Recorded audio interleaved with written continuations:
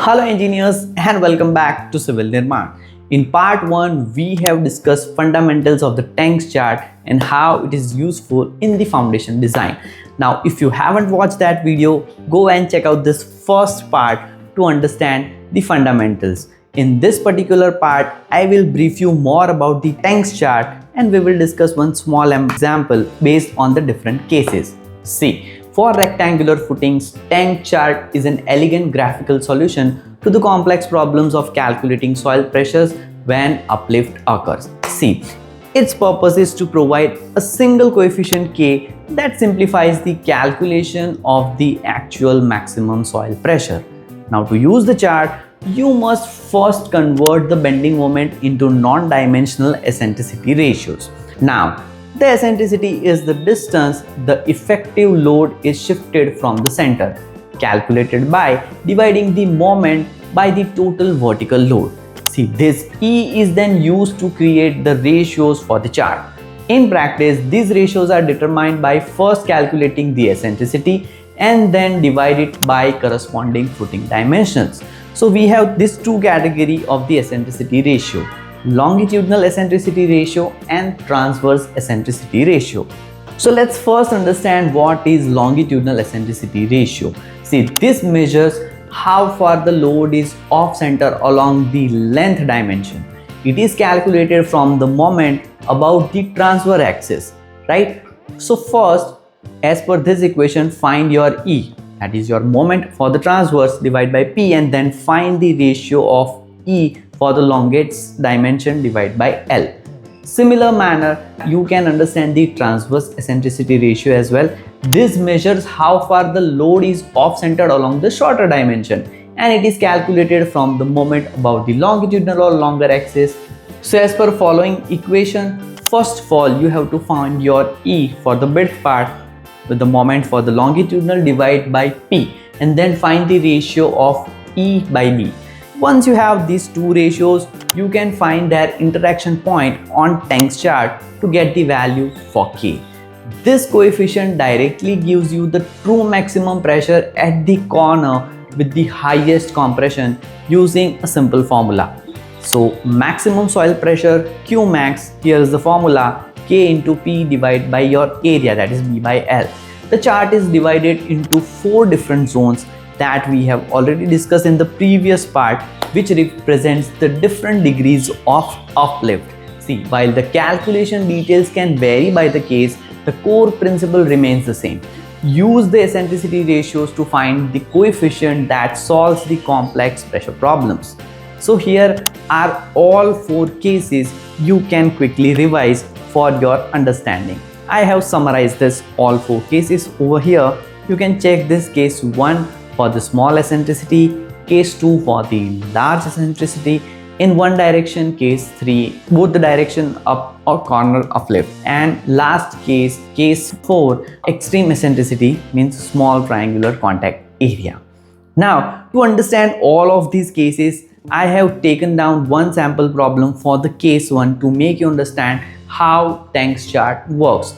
So here are the inputs that you can utilize to calculate the example: footing size, depth of foundation, column load, and moment about both the axes. So let's understand this calculation portion. Now, to make a video in a better summary manner, I have summarized the entire example in the presentation form. Otherwise, it will be too lengthy. So let's understand all these calculations one by one. Okay, so just to give you a quick idea, here are the all 4 cases that we have discussed, right? And now for more detailing, I'll take you through the Teng's chart. It looks something like this, right? Here we have all 4 cases: case 1, case 2, case 3, and case 4. These are the separation line, right? And these are the isobars of K multiplier ultimately, right? Along this axis you have this longitudinal eccentricity that you have to calculate, and along this vertical axis this is the transverse eccentricity, and based on this you can locate the K value. All right, so these are the steps that you have to follow. The 5 design steps: calculate the total vertical load, determine the eccentricity, calculate the ratios, find the K on Teng's chart, and then compute the maximum pressure. Now, to give you a better idea, I have specified that particular sample problems over here, right? So we will discuss today for the first case, the small eccentricity part, okay? And later on in the subsequent videos, we will go with different scenarios. So the safety zone, as we have already discussed, lies somewhere here. That is your E by L and E by B 1 by 6 that we need to maintain within the kern, right? Okay, following is the sample problem that we're gonna utilize here to understand how it will work. Okay, so here the footing size is 2.6 by 3.15 meter. Depth of foundation is 3 meter. Column load is 768.61 kilonewton, and moment for both the axes, about x-axis it is 24.46 and about z-axis it is 27.42. Now, step 1 is calculate the total vertical load.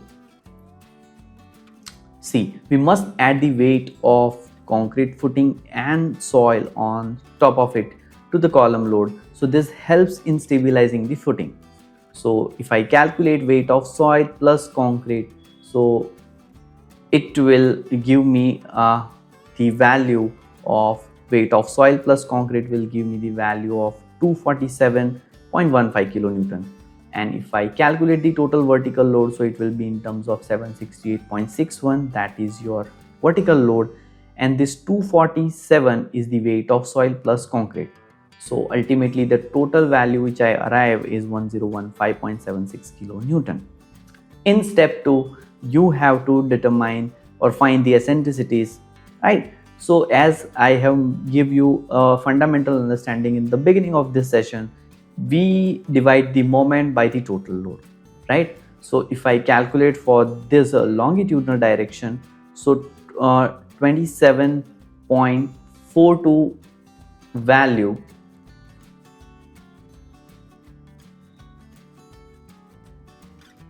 so 27.42 value, which is moment about z-axis, right? I am calculating currently for the longitudinal part.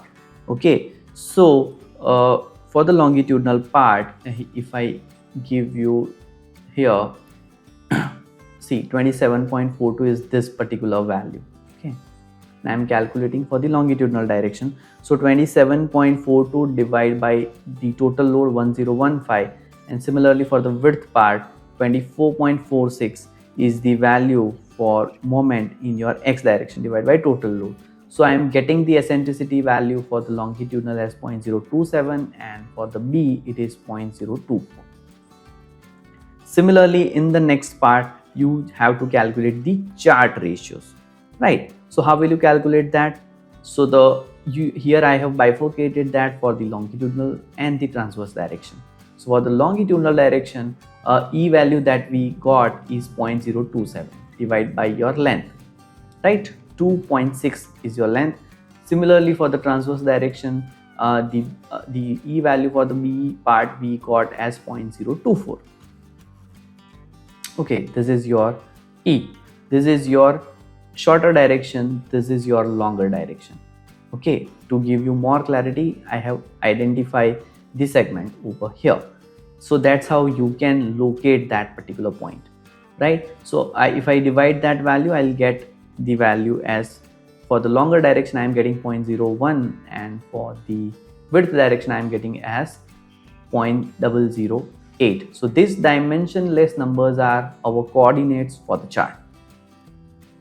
Okay, so in the step 4, you just have to check the kern limit, right? So ultimately 1 by 6 is the value, right? It will be 1 by 6 is 0.166 value. Okay, and our ratios that we are getting is 0.01 and 0.008. Okay, so I have specified the values here,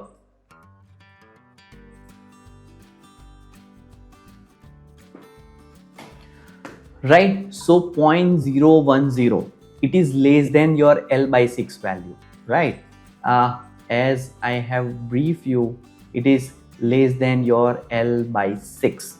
Okay, so I have plot that particular segment for the first case. It is as it is less than L by 6, it is falling in our first case. Got it? Hope you are getting this, what I am trying to convey. So this confirms that, right, 0.010 and 0.008, these two values are much smaller than 0.166 value. So it confirms that we are in case 1, right? So for case 1, Teng provide a simple formula, right? That formula is this: k is equals to 1 plus 6 EL divided by L plus 6 into EB divided by B, right? So here, this pressure from the eccentricity, we will plug in these particular values that we have already calculated for the case 1. Okay, here we don't have any uplift. So if I plug in those values, let's say 1 plus 6 into 0.01 plus 6 into 0.008. So K I am getting is 1.108, right? So based on this K value, right,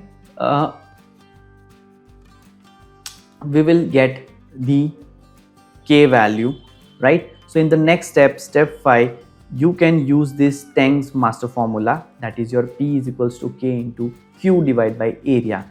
K we have already calculated, Q that we are getting total load as 1015.76 and area is 2.6 into 3.5.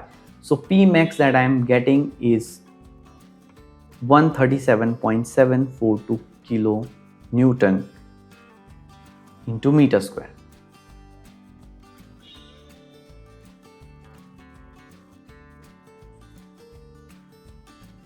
All right, so once you get the K value, right, in the step 5 you have to work out the maximum soil pressure. So we will use the Teng's master formula. P max will be K into your Q divided by area.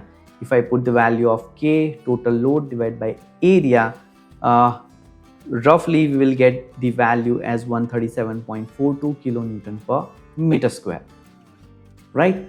I have tried to plot it in the 3D diagram using AI segment. Okay, so it looks something like this: 137.42 kilonewton per meter square, your final design pressure. Okay, so this pressure is less than compared to your allowable bearing capacity, so your design is safe. So I hope this gives you clarity on how you can work out the eccentricity part. There are spreadsheets available which calculates based on all these fundamentals. It works out the K value and gives you the final foundation design. So here is the summary. You can check it out. In the next phase, we will discuss similar examples for all other different cases for the large eccentricity and uplift. Hope you like this video. Share this with all the engineers who are not aware with the Teng's chart foundation design fundamentals. See you soon in the next video. Till then, always remember, don't just learn software, learn concepts. Thank you so much.